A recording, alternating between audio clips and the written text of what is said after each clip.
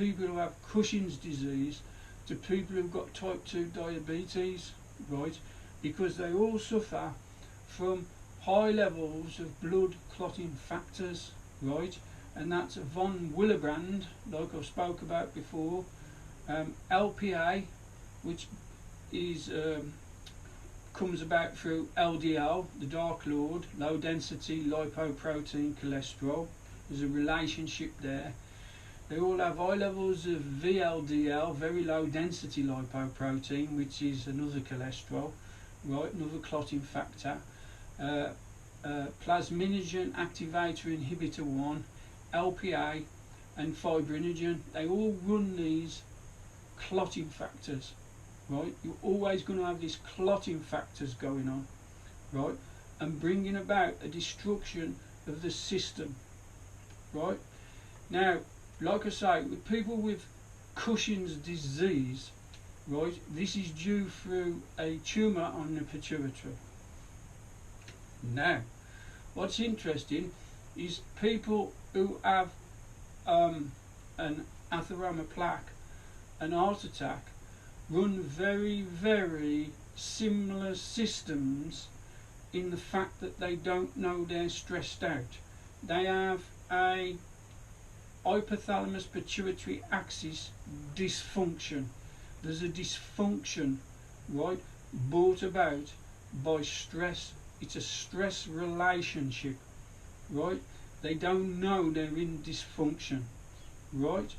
So what you have is, and that's why I say to you, if you've just got over a heart problem, you've just had an heart attack, and you're type 2 diabetic, you've got to look into that, because there's a deep lying cause there. There's a definite relationship with stress there, a most definite relationship with stress.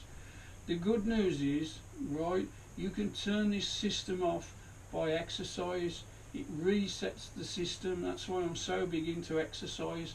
Exercise will reset the stress system. The HPA axis, right, dysfunction can be reset by exercise. It's very, very good for that system. Another way to turn it off is obviously to meditate. Now, guys, I was just like you years ago before I had the heart problem, and I thought, all that Eastern stuff, like, not for me, you know. But believe me, it's one way of getting control. The most powerful thing you'll ever have is the thing you never use, and there's never a truer word, and that's your mind.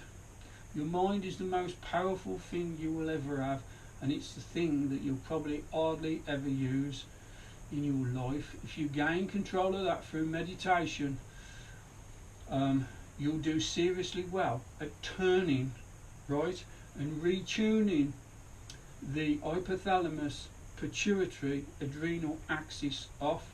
Now, how this works, guys, is quite simply, you have an hypothalamus gland that tells the pituitary, and the pituitary, these are working while they're in the mind, these are working, right, with your thoughts, right? Now, it's a system that's inbuilt, and it's intrinsic with a sympathetic nervous system and parasympathetic nervous system. I know it sounds very, very, well, it is a very complex system, right? But I just stick around, guys, and follow this. This is really interesting stuff, and it's groundbreaking stuff and never talked about, right? If you're in that statin cholesterol mind, honestly, guys, this is a really, really interesting system I'm trying to talk about here and explain. It is a complex system. So it's a fight or flight symptom. It begins in the brain with the hypothalamus, the master gland and the pituitary talking to one another, and whether they send a signal to the adrenals that sit on top of the kidneys. Once they send the signal, this becomes a chemical product, right? Like cortisol will be released, right? And if cortisol gets released through the production, like I said, of adrenocorticotropic hormone, which is a precursor for cortisol. See, it's a precursor. It's an ingredient that you need, the body needs to make the cortisol. Once the cortisol levels rise, then a destructive mechanism starts to begin within the body. Like I say, some of the muscle tissue will be broken down. You go into a fight or flight stress system. The muscles can get broken down and converted into amino acids by the liver. Then they'll get changed into glucose. This will be dumped into the bloodstream. There's also a fat system going on. The normal subcutaneous fat is normally stored as triglycerides under the skin. You've heard it called subcutaneous, right? It's stored as triglycerides, right? The triglycerides are released and broken down into glycerine. Glycerine is the backbone of a fat.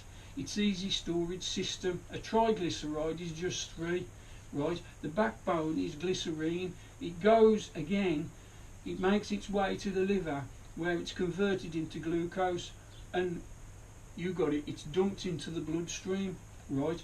Now the pancreas cannot handle this amount of sugars being dumped into the system, because you probably don't know it, but you're in fight or flight dysfunction. So therefore the pancreas pushes out even more insulin, and eventually you've got so much sugar travelling around your bloodstream, right, for energy. If you was in that fight or flight syndrome, right, it causes a breakdown of a disruption with the nervous system. It works on some of the nerves and damages them, works on cells and damages them, right? It also causes a dysfunction in the pancreas, right? Well, if you think about it, you've got type 2 diabetes there, haven't you? That's exactly what happens with type 2 diabetes.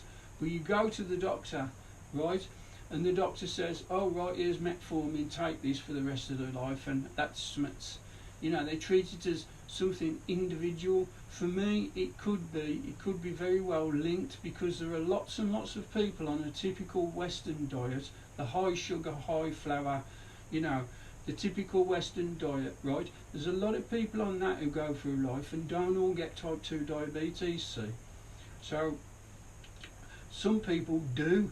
Now for me, the people who do are the ones who've got an HPA dysfunction, an hypothalamus pituitary adrenal axis dysfunction, right? It's not turned off, it's still operating, and they don't quite know.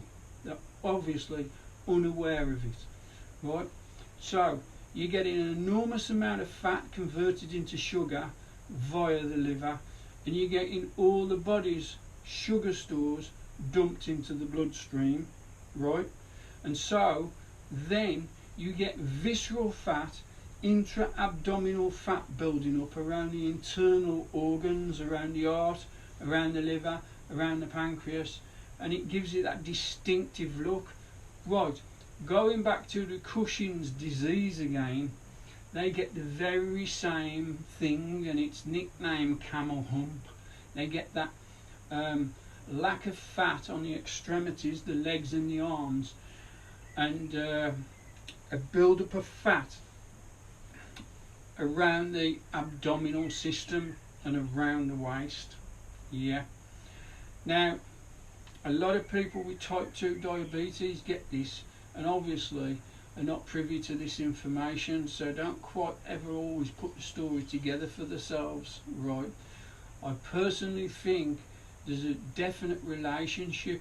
Now, there are one or two researchers who do agree, and they think there's a definite relationship, and they've termed it the metabolic syndrome or syndrome X. For me, yeah, it's definitely a metabolic syndrome, but I think it's high cortisol levels, because it's a hypothalamus pituitary adrenal dysfunction, and that's what brings it about, definitely. Like I say, people, oh, I've got to move, people with this people with this dysfunction, right, the disease, have what's called, oh, that's better, thank you, have what's called Cushing's disease, and Cushing's disease has all those symptoms. And if you've got Cushing's disease, obviously, right, I'm just giving an explanation here to try and explain it a little bit easier. If you've got Cushing's disease, you develop atheroma plaque 5 times faster than somebody who's had a normal heart attack. Right, nor as I'm saying a heart attack is normal. If you've got Cushing's disease, you will have a visceral fat build up in intra-abdominal cavities. Yeah. And there's a lot of things that people have Cushing's disease, right? And I know there's is brought about by a tumour on the pituitary, putting pressure on it, that is knocking out too much adrenocorticotropic hormone in the adrenals, which are a precursor to cortisol. But with that said, you get the picture, see, right? You get the picture, right? So, what turns it off? What turns HPA axis dysfunction off? That's what you've got to ask yourself, isn't it? And luckily for you, exercise, being in love, because you're so happy and you're producing a completely different set of hormones.